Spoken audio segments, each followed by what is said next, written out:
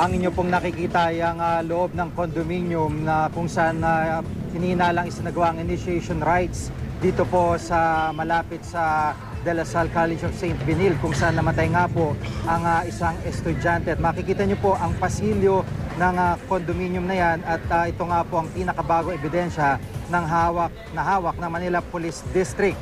Sa kanang bahagi po ng inyong screen ay makikita po natin ang paglabas dyan ng ilang kalalakihan kung saan hinahatak nila ang tila isang katawan o ito po yung ininalang mismong biktima na si Julio Cesar Servando at ito nga po inahatak ng kanyang mga kasamahan na napag-alamang mga miyembro ng Tau Gamma Fraternity.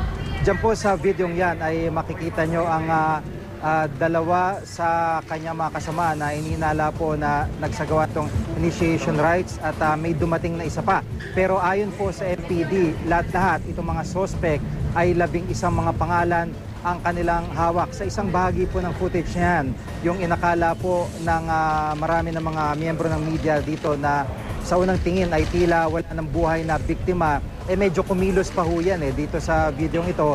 At mamaya nga po ay itong update kaugnay pa rin ng investigasyon sa pagkamatay ng biktimang yan. Samantala, gaya nga po ng aking nabanggit sa pinakahuling impormasyon na hawak ng MPD ay Tau Gamma Fraternity ang ninalang nasa likod at itinanggi nga po ng Alpha Kappa Rho Fraternity na unang napabalita na may kaugnayan dito sa insidente na wala silang chapter dito sa De La Salle University o UST. Labag din sa kanilang mga patakaran ang hazing. Ang initiation rights daw nila ay 200 oras lamang ng community service.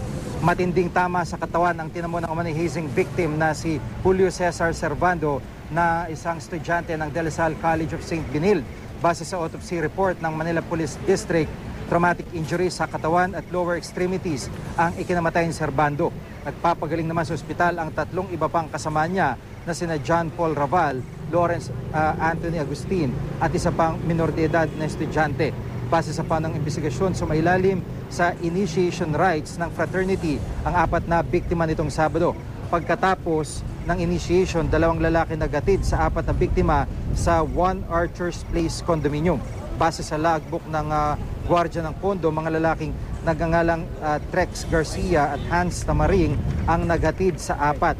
Hawak na ng mga otoridad ang kuha ng CCTV, yung pong inyong nakita kauna-una pagkakataon dito sa QRT. At ito nga po yung magiging bahagi ng kanilang ebidensya. Ayon naman kay Justice Secretary Laila De Lima, nagsasagawa na ng parallel investigation ang NBI kaugnay pa rin ng insidente. Ang palasyo naman gagawin ng lahat para panagutin ang may sala dito sa hazing.